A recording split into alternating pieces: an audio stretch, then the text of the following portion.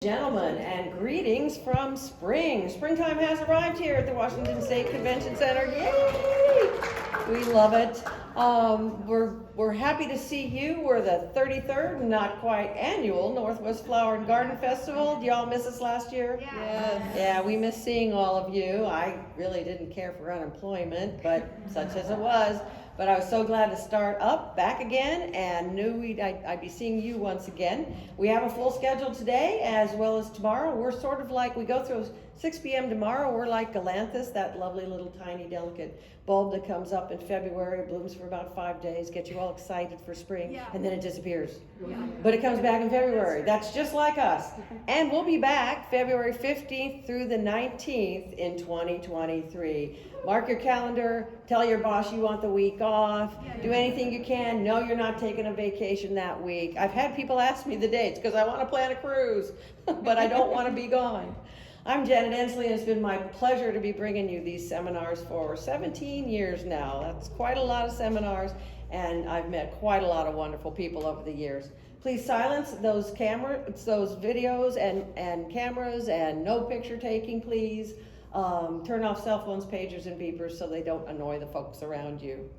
We don't have handouts anymore. We are calling them pro tips, and we're putting them online just like we always did. And the good news is I know, since I no longer had to tell the speakers, you only get one piece of paper for your handout, front, back, that's it.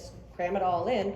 I said you could have unlimited amounts of length, you can have color, you can have photographs, and they went to town on their pro tips. So by the end of the show, we will have 45 of our seminars have pro tips that go with the seminar. Go to gardenshow.com, that's where you went to buy your ticket online, and go to the seminar schedule. The drop-down list says Pro Tips Library, and you'll be able to click on any link you want, those PDFs. We'll keep those up for months to come. As you get out in the garden, you can find things that will probably help solve some pesky gardening problems.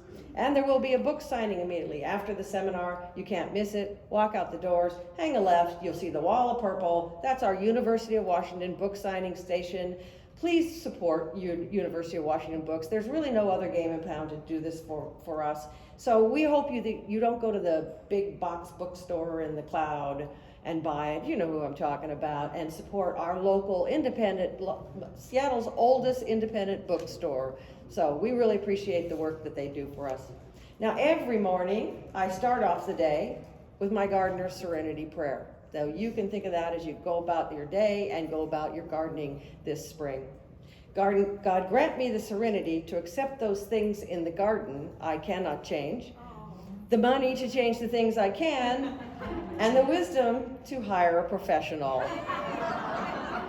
So we have lots of professionals all around the show, down here in the seminars, upstairs on the garden floor. Do take advantage of all this great talent that we've got gathered for you.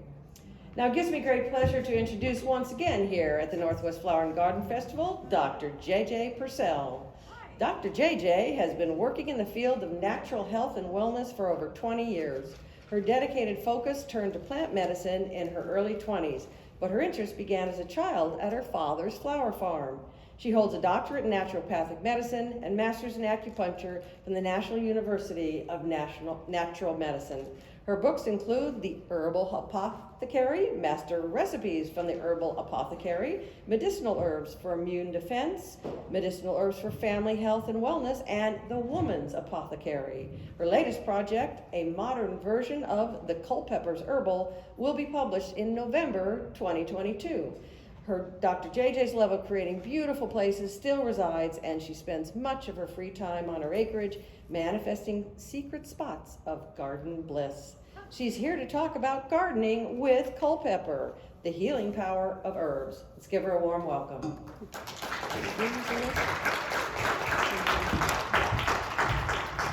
Good morning, everybody. Thank you for having me, and thank you, Janet, for that nice introduction.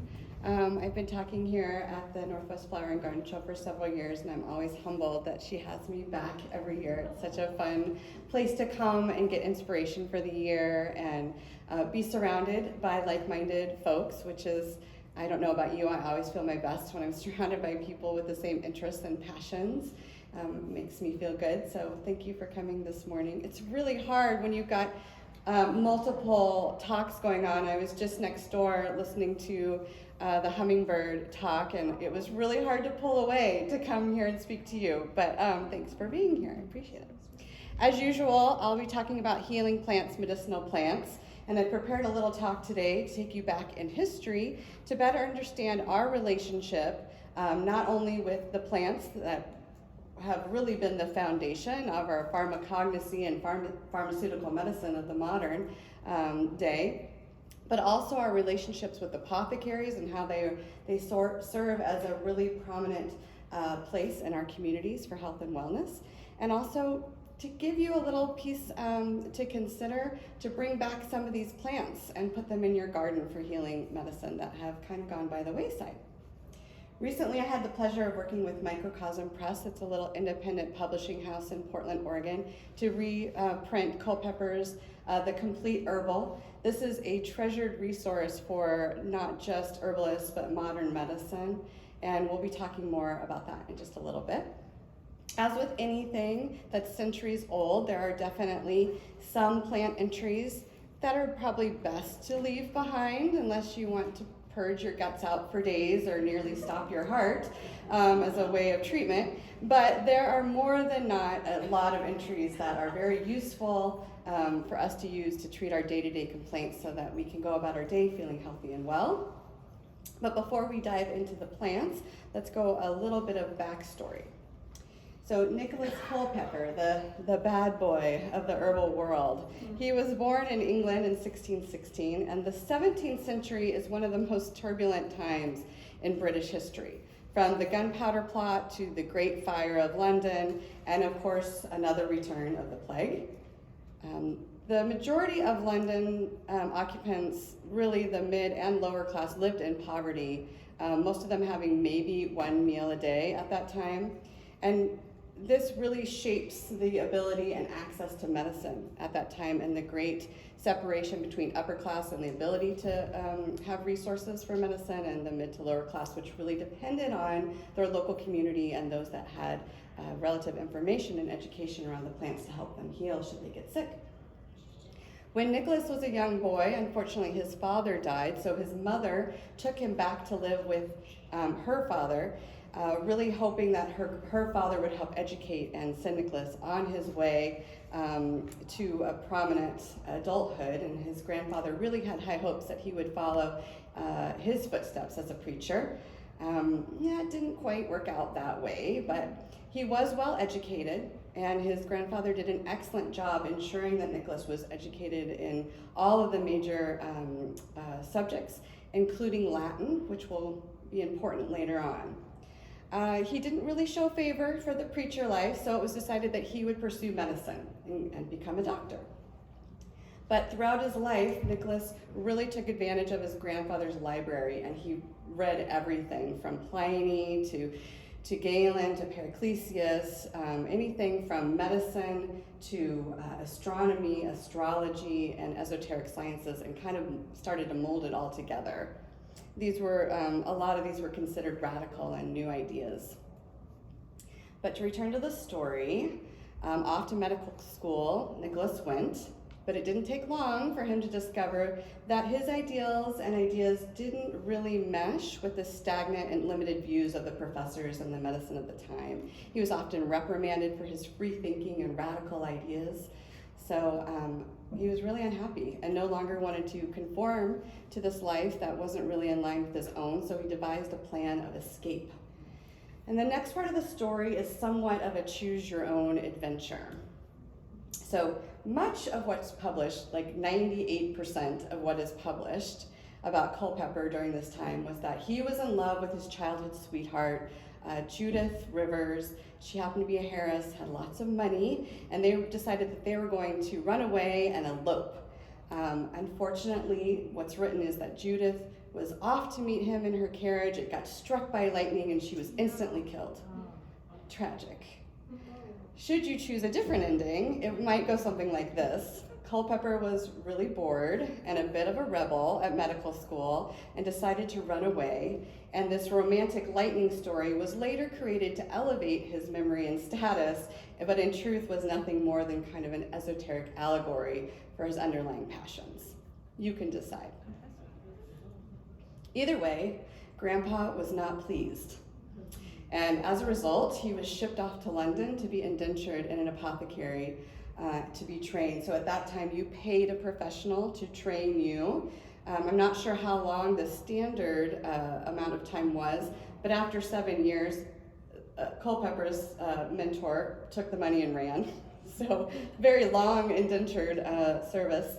But despite that, Culpeper felt that he was well trained and had enough passion to really want to help the people of the community, particularly of his neighborhood. So he decided to open his own apothecary and got to work. But before I wrap up the history lesson, there's a few things that's important to know. The second round of the plague hit in the early 17th century.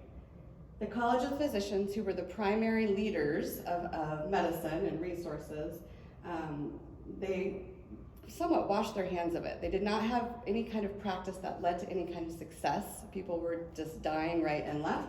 And so they kind of decided, oh, there's nothing we can do.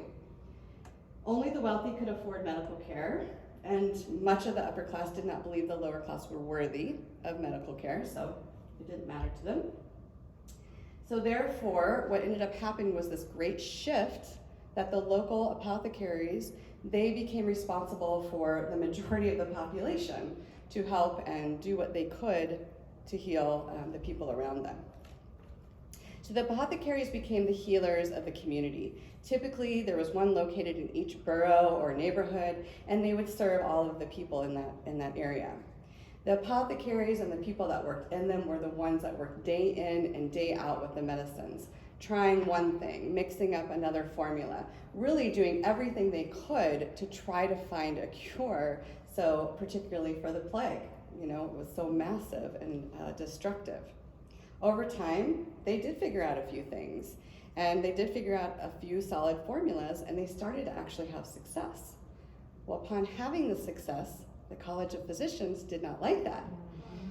No, they did not like that. They needed to show that they were still the superior resource and only people that should be listened to in the medicine. So they came up with some ideas to remind the communities of this. They decided, one, that the Pharmacy of London, which is the big compendium of herbal formulas, all about the herbs and minerals, it's the medicine of the time, that they could only use this book. Okay, so if you were an apothecary worker and you had decided that if I mix these 3 plants with this mineral and it works against healing plague sores or it works against the bloody flux of the bowels, if it wasn't in the book, they could no longer use it. So despite the fact that it could heal you, they were now no longer able to use it. And the second thing they decided was that they would print this only in Latin. So how many mid to lower class apothecary owners do you think knew Latin? Literally no one. So this was a great disservice. Not only did it hurt the people of the community, but it gave a false sense of superiority to the College of Physicians, which they enjoyed.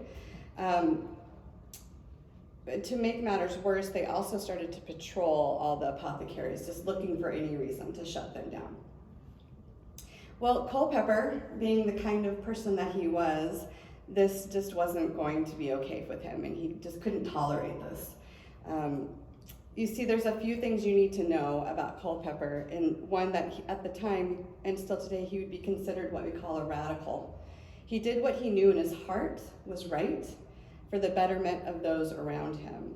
And his writings really show this. If you go through and you read any of the entries, you'll really see his passion for helping the common person. He strongly believed that we, the people, should know how to care for ourselves. He saluted all peoples, men and women, who were willing to just try to help. So even if you didn't have this high education or a long indentured relationship with a mentor, he really believed if you had a little knowledge and you were willing to be there to help that person, you should be held in high regard. So this insult, basically, he couldn't tolerate any longer. And as I said earlier, his education paid off because his grandfather had insisted that he learn Latin. So as a result, he got to work and he translated the whole entire book so that every apothecary could have this book and be able to read it and to use it. So he didn't stop there. He went on and wrote several other books, but the biggest one that he's the most common and the most popular one is the physician's English physician, and it's called the Complete Herbal. Now we just know it as the Complete Herbal. It's been the most long-standing reprint of any herbal book ever. It's been printed over like 800 times. It's still reprinted. I'm involved in a reprinting that's coming out in November. So this is a treasured resource. And the reason I mention that is because while we all have probably taken advantage of modern medicine, and even, a lot of people believe that as a naturopath or an acupuncturist, we really sway far to the left when it comes to medicine. That is not the case at all. I'm trained in both sides, and I am very, very thankful for modern medicine. There is a time and a place, and I probably wouldn't be here after the birth of my first child without modern medicine. But I do believe that we need to still instill the ability to care for ourselves for the day-to-day complaints that come up, so that we are in relationship with our body, so we know when something's off and serious and we need to seek help, or when we can go out to the garden, pick a plant, make a tea, and perhaps soothe that little stomach ache or that little bout of insomnia that's coming up. So it has been said that Culpeper wrote this book for the gentlewoman. That's what it's actually printed. And this term applied basically to the person who was running the home and typically farm.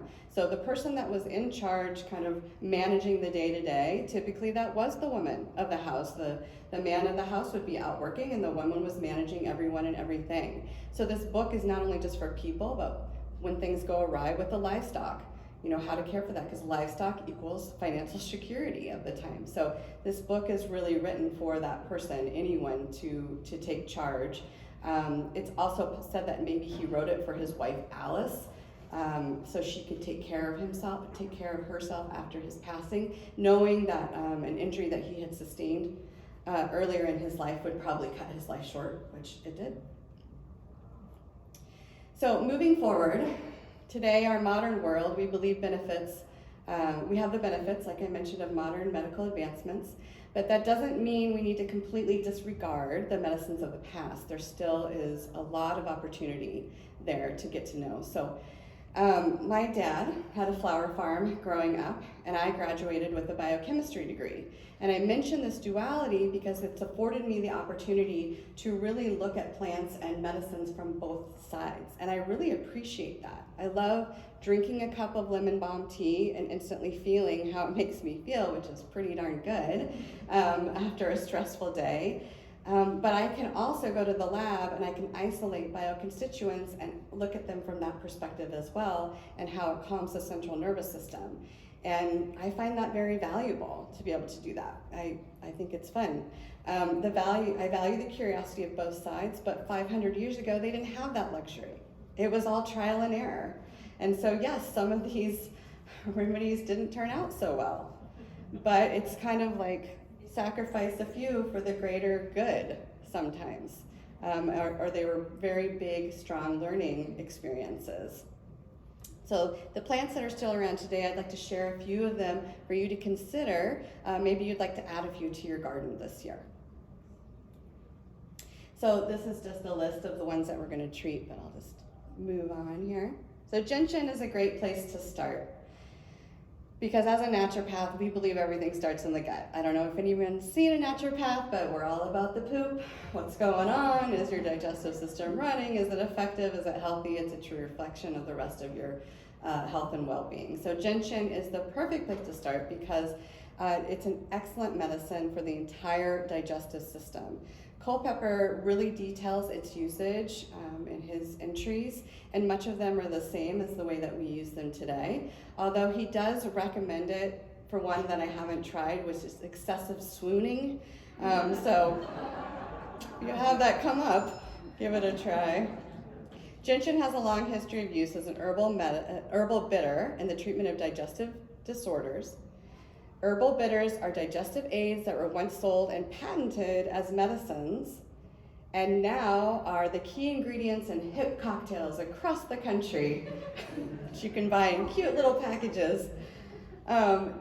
Gentian is especially useful in states of exhaustion from chronic disease.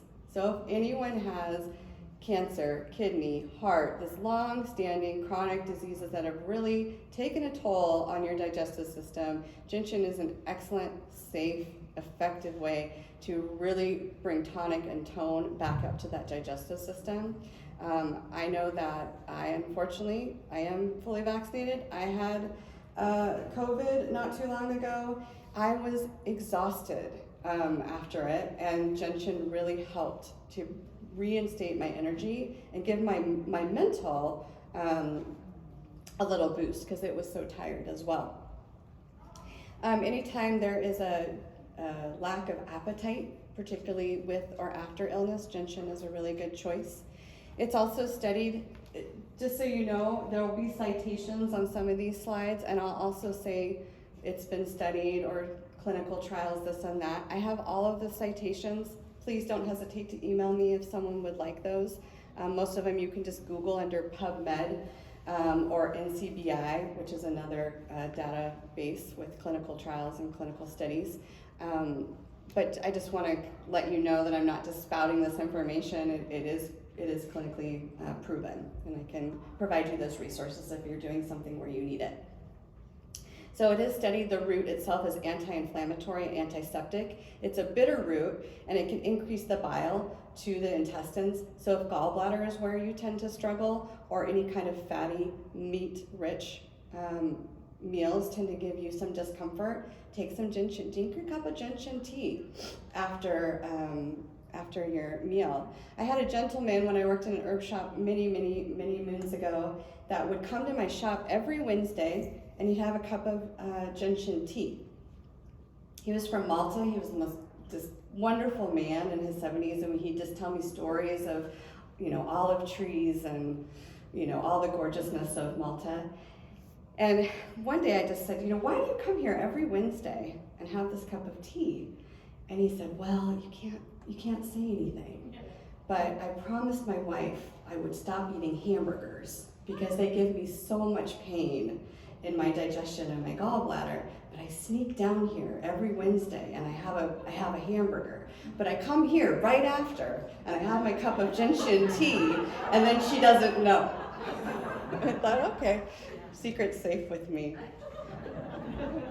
I often take bitters right before I eat just to stimulate the digestive system. We eat so much on the go these days that our digestive system doesn't even have time to recognize that we're actually preparing to put food into our stomach.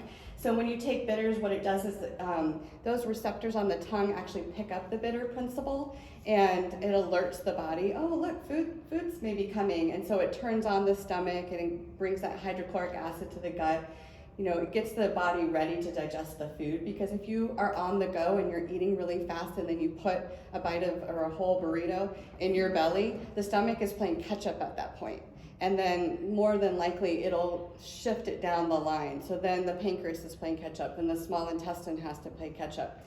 It's just not as effective of a digestive process, but if you do a little bitters before, it really helps alert that body to what's going on. The next one we talk about gooseberry. This is not the Indian gooseberry. This is the Ribes uva crispa. So not the alma, which is also wonderful medicine, but this is a different varietal. Interesting fact that gooseberries can live and survive in the wild for up to 20 years and just continuously fruiting. So they're a favorite among many wildlife. The berries come in 4 colors, red, green, white, and yellow. And Culpeper really used the leaves. What he would do is he'd take the leaves and do a deep infusion, and then he would soak a towel and wrap it on hot joints. So for rheumatism, arthritis, it can be a really nice topical treatment at the end of the day if that's flared up. He also used it for what he called stomach heat, and I correlate this to GERD or heartburn. So if that's something that tends to flare up for you, the gooseberry is very, very helpful. He also really recommended drinking the young leaves to decrease kidney stones or eliminate their formation. So, something to consider. Mom, I'm looking at you. For you and those kidney stones. In modern medicine, we know they're highly nutritious. One cup provides half of your, sorry to put your medical information out there on display. 1 cup provides half of your daily vitamin C, along with some potassium, copper, B6, B5, and manganese. They're high in fiber, low in calories, really high in antioxidants, which we know are a great thing that helps keep our cellular integrity well. So when you have higher antioxidant foods, it does help reduce certain types of cancers and heart disease and type 2 diabetes, even aging. And this gooseberry in particular is been studied to protect the brain from degenerative diseases. So another berry to increase, yes? Are you still talking about the leaves or the berries right now? I'll specify the leaves when, such as with the wrapping of the joints. Otherwise, I'm talking about the berries. Thank you for clarifying that. New research is showing antiviral effects. So that's a little link below. It's really tiny. But again, that's one I just recently found. Of course, we're researching all sorts of plants in the last 2 years for antiviral potency and effectiveness, and this has been one that's kind of starting to get spotlighted. So next one we're going to talk about is hedge mustard, and this takes us to the sidebar of invasive species. Dun, dun, dun. Many of the healing plants in herb books are either weeds, what we consider weeds, or were considered invasive species. But a lot of them have really, really good medicine. So we need to think about either how to management and control these. So proper growing and management is necessary, but it doesn't mean that we should always just throw the baby out with the bathwater. Sometimes it does. Sometimes it wrecks ecological systems, and we have to reconsider the value of that, but not always.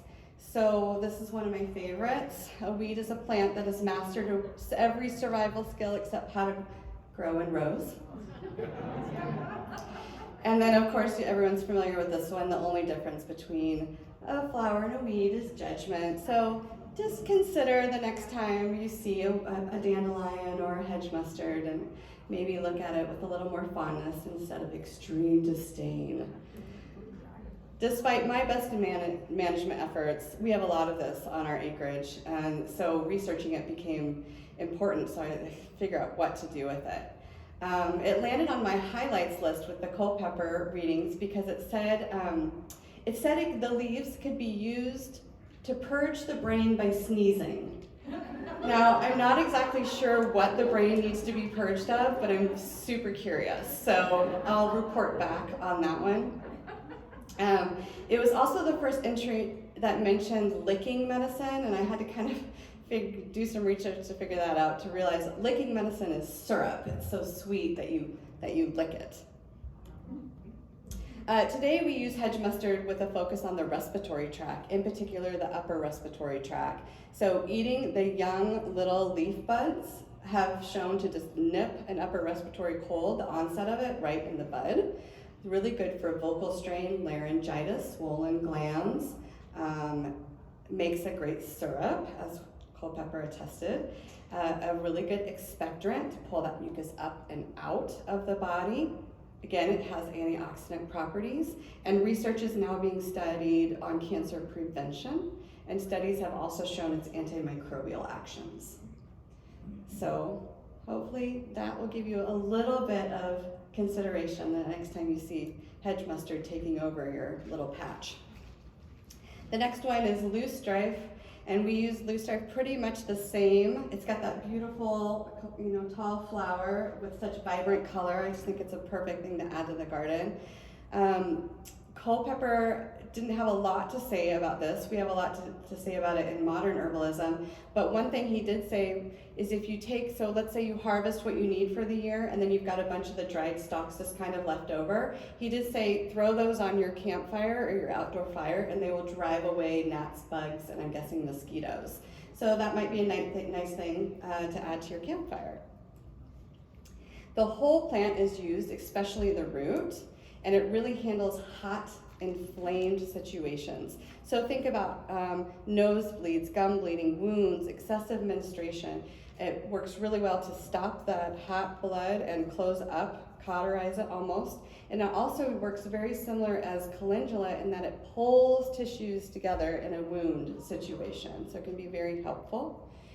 Very helpful for inflammation of the digestive system. If you're one of those with chronic inflammation of the gut, this might be one that you consider growing and using.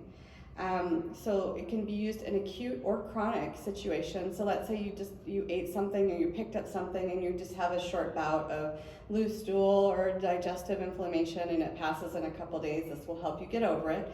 But it's also really good for those chronic inflammation states of the gut. So let's say you are in complete denial that you don't digest dairy well and you eat it anyway, which some of us are, I won't say who. But let's say you add just a little cream to your coffee every morning. Just a little cream to my coffee. That's the only dairy I do. Well, that little cream is still enough to cause that chronic inflammatory state every day. So while eliminating the dairy is going to get rid of that for you, if you're not ready to do that, then think about taking loose stripe every day to at least calm that daily level of inflammation to support the digestive system. It really coats and soothes that whole area. There's a study there that is discussing its antioxidant and anti-inflammatory properties, and it's got a long use. We use it externally for varicose veins. So either creating a poultice, creating a salve, or creating a decoction and soaking and then wrapping the legs. It can really help alleviate congestion and pain in varicose veins. Now the mallows.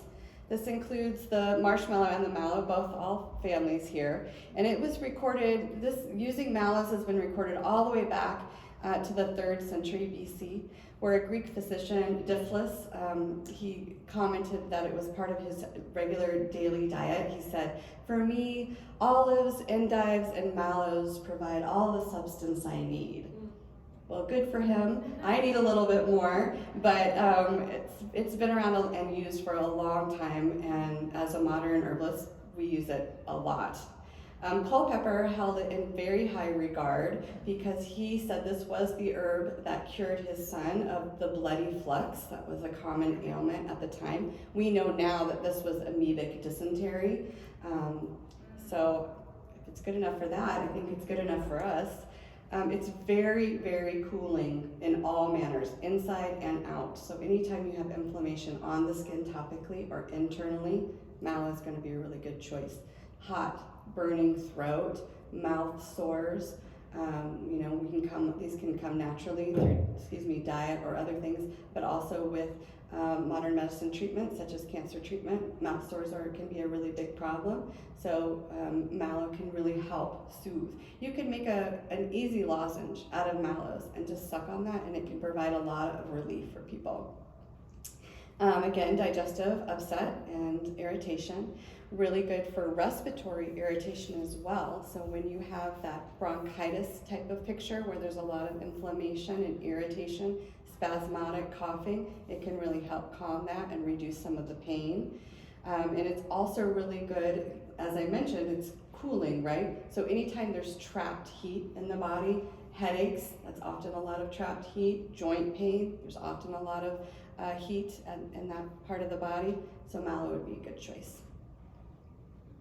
Purslane is the next one, and Culpeper had lots to say about purslane. It's always fun when you come across an entry of an author and you can tell they just love this part of what they're writing, because it's almost like their whole verbiage changes and they get really excited, and you can tell that in the writing, and that's definitely what happened here.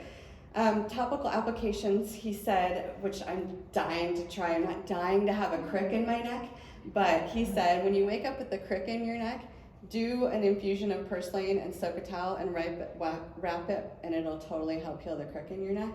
So I'm really curious to try that. I've not used it in that way. He used it to reduce fevers and also red, swollen eyes. But my favorite usage was for blastings of lightning and burnings of gunpowder. So if that comes across in your day-to-day, you know, grab that purslane. I didn't really think people survived lightning, but apparently they did. Leaves are nutritious and they have a moderate amount of omega-3s. Okay, we can read all day long about the benefits of omega-3s. There are certain times and situations you don't want to have them, such with some modern medicine treatments, you need to stop their usage for a little while. But overall, they're so important, particularly for cardiovascular health. Again, I have an audience here. I'm going to stress cardiovascular health for women. We have to be on top of this. It is still one of the most important aspects as we age, and we need to make sure that our heart health is staying healthy and well. So please take that in consideration. Omega-3s can really help support that. It really works on the blood vessels and the cellular integrity of the cardiovascular system. An infusion will ease stomach pains and also alleviate simple headaches, tension headaches. Really good for bug bites, burns, and cuts and scrapes. And new research is showing its effects on lowering lipids and supporting positive blood sugar levels. So the next one is peony root, and this is another herb that has been used for the ages. Typically, we studied it in ancient Chinese medicine. That's over 3,000 to 5,000 years ago it was recorded. And whether Culpeper gained that through trial and error or through reading ancient texts, we'll never know, but he definitely understood how to use it. So peony we use to increase blood flow and reduce pain. And I'd like to just give you a quick explanation of Chinese medicine to help you understand what I mean by this. So in Chinese medicine, we have what are called meridians. And meridians are part of every organ system. So the lung has its own meridians, the stomach has its own meridians, and they're bilateral. So what you have on one side, you have on the other. Some are really short, like the lung is just the length of the arm. The stomach channel or the meridian starts in the inner eye, and it goes up over the face and down the jaw and down the neck, down the whole body, all the way down to your second toe. So kind of gives you a perspective of the digestive system, respiratory system. But anyway, these meridians are where blood flows through and where energy, or what we refer to as qi, flow through. I always look at these meridians like rivers. So these rivers or these meridians should be like that idyllic river that you come across in nature, whether you're watching it on TV or you're out in the woods. It's that beautiful river that's flowing and the birds are going around it, and it's just like that picture perfect photo, right? Sometimes what happens is a big flood comes and the water starts rushing very, very fast, and the water is overextending its boundaries, and that's what we would call an excessive condition, right? We need to pull it back into balance. Other times there's a drought and there's very, very little water flowing down that river, and that's what we would call a deficiency. So we need to nourish it back up. But other times a beaver builds a dam or a tree falls in the river, and that river can't flow at all. And this is what we call obstruction. And where you have obstruction, you often have pain because there's not the ability for it to flow through. And this is where peony really shines. It helps to break up that obstruction and allow the passage of the meridian to continue to flow. Other ways that we use it are with hyperpigmentation. It has been studied to elevate the mood and mental health. Some research is showing positive results with autoimmune conditions. Other research shows that it can increase estrogen levels, and it is known as an anti-inflammatory and immune modulatory. The next one is quince. I don't know about you, I really knew nothing about quince until 8 years ago when I moved next to a guy, and he was a quince farmer. And I just thought, I've never even heard of this, but it's an amazing fruit, and it took me all of like 2 days to fall madly in love with it. Not only its medicinal properties, but its flavor. It's just an incredible, incredible fruit. A quote from Culpeper is, "The cotton or down of quinces boiled and applied to plague sores heals them up, and laid as a plaster made with wax," which is like a salve, that's what we use beeswax, not wax now, brings hair to those that are bald.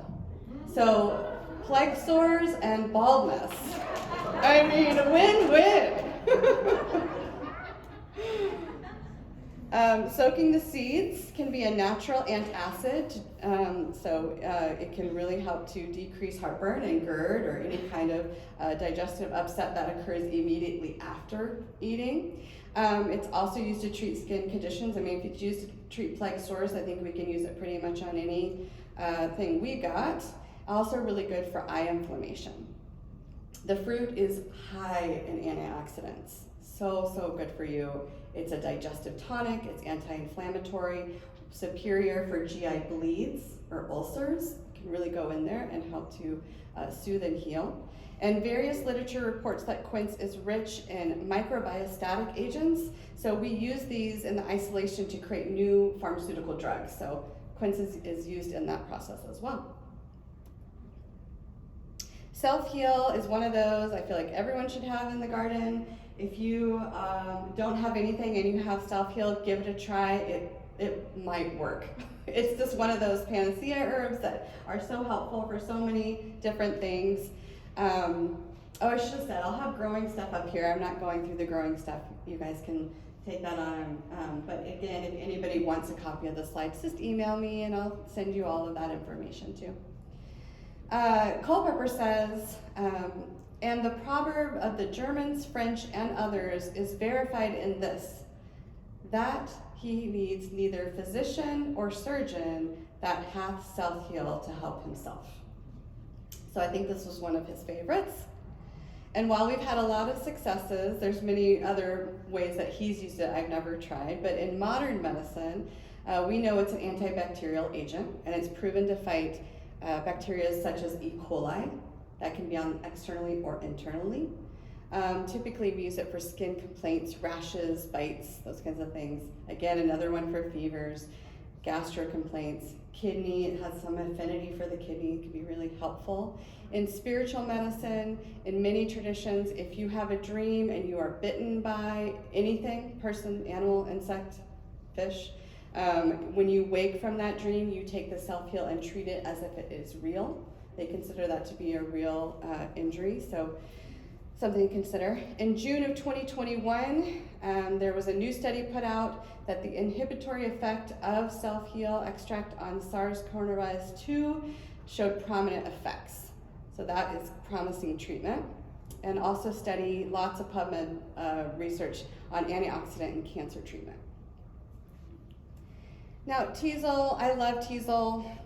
I'll be honest, there's not a ton of medicinal uses. There's enough though, but it's one of those, I love creating natural landscapes. We have a lot of birds, we're on a migratory path, and this is just a natural bird perch. And so really it's so I can get my binoculars and look at each of them because they just row up and I can see them. But Culpeper had it included as vital medicine too. So. One of the ways that he talks about it, which I think I might spend some time investing in, is that he talks about using it for the mist of the eyes, which upon further research, I don't think he's talking about watery eyes. I think he's actually talking about cataracts. And so I'm very curious about, testing this theory to see if it might be a helpful treatment.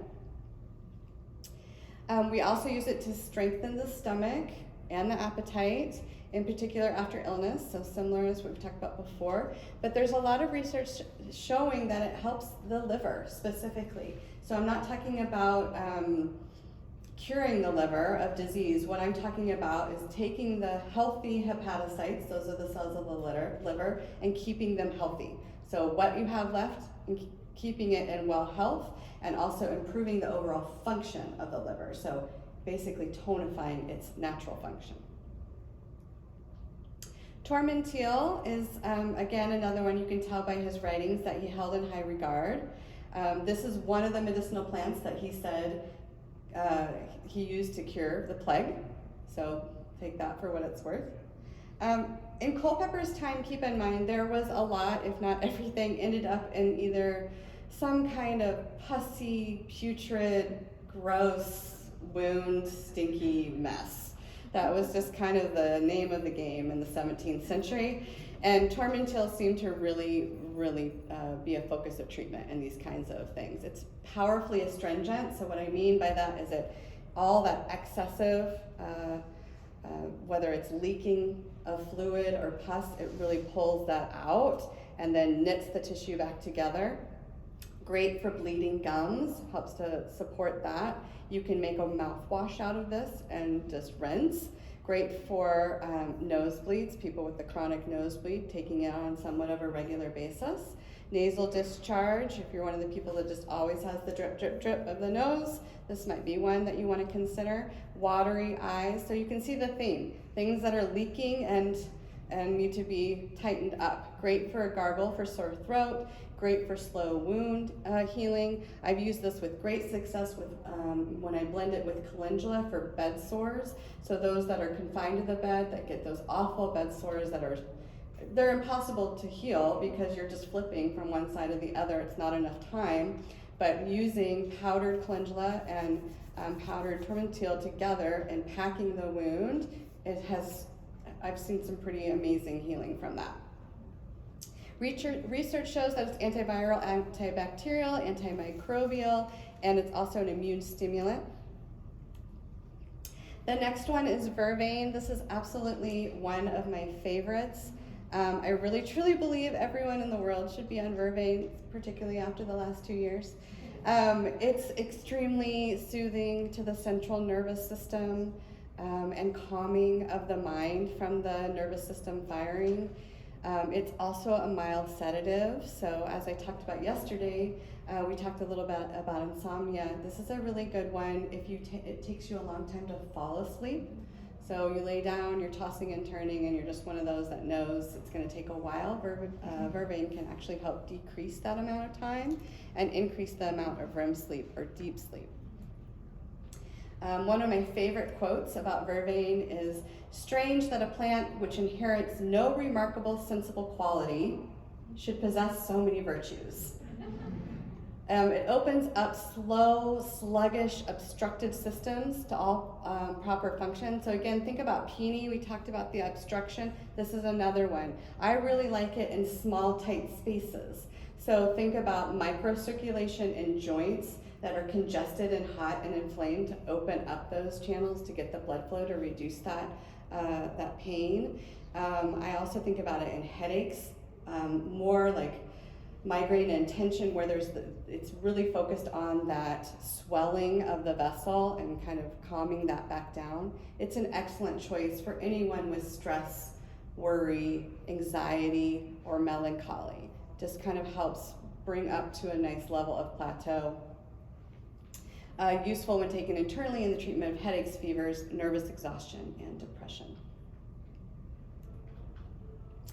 Violets, this is the last one I have, and I don't know about you, this is one of my favorite late winter flowers. They're such a sweet, simple plant to have in the garden. I literally just pluck the flowers and put them in a bowl of water, and that little bowl will like smell up the whole house. It's quite potent and very amazing to me. Sweet violets have a long history of use in folk medicine, especially in the treatments of cancer and whooping cough. Both of these are cited and proved in PubMed. It contains the salicylic acid, which we know is one of the basis formations of aspirin now in modern medicine. It's therefore effective in treating headaches and migraines and insomnia. The whole plant is anti-inflammatory. It's diaphoretic, which means it gently opens up the pores, allows for a light sweating if you have a fever that just is going on and needs to move out, be broke. There's a lot of success with migraines and insomnia. The whole plant is anti-inflammatory. And it's taken in the treatment of bronchitis specifically. It really works well in the upper and lower. Also asthma, there's a lot of success. We often blend violets with nettle because violets are a little more moistening in nature. Nettles are a little more drying in nature. So as you know, we're moving into spring, big season of allergies for a lot of people.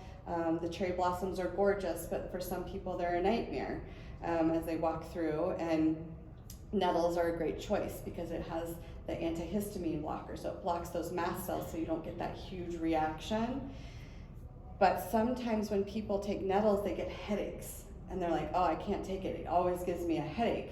Even though it gets rid of my allergy, sometimes I still get this awful headache. Well, if you blend it with violets, it creates a moistening effect and you don't get that headache because it's not so dry. So I just, thank you for listening to me about Culpeper and letting me revive his spirit here today. And this is one of my, I really believe this, rebels, people who practice positive defiance and achieve incredible feats of imagination. They know how and when to break the rules that should be broken. And had Culpeper not done that, I think a lot more people would not have survived the 17th century. So thank you very much. And if you have any questions or you do want a copy of the slides, please just email me. I'm happy to provide any resources that you might need. And enjoy the show. Thank you.